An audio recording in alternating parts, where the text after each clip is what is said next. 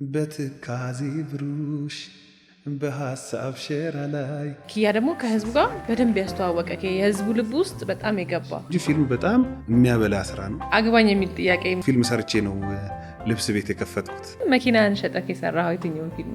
ጎማውን እኮ ነው ቀብድ የከፈትኩት። በጣም ታታሪ ሰው ነህ። ከነገ ወዲያ እንዳይረበኝ ብዬ ነው የምሰራው። ፍናን ልታገባ አገባች የሚለውን ረገጠው። ቸርነት መነጽር ያደረገው አልቅሶ ነው። ብዙ ነገር ያስቀጠቀጥሽ። ሰክሰስፉል ነው ፊልሙ።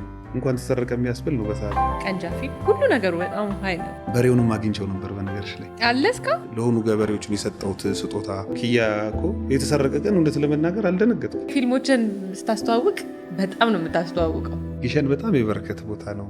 ቲያትር ስትሰራ ከፊልም በተለየ ነው። እኛው ተባብረን እኛው ወጥረን ካልመለስ ነው ኦዲየንሱን። የቸሬ የፍቅር ህይወቱ ምንድን ነው? ሲንግል ነው ለው ግን ነፂ ሁሌም ስለሰጠህን ነገር እናመሰግናለን ማለት ነው የምወደው። ያው የሰው ልጅ ይለያል ወይ ደግሞ ለውጥ ያመጣል ራሱ ላይ ብዬ የማስበው በሚወስደው ሪስክ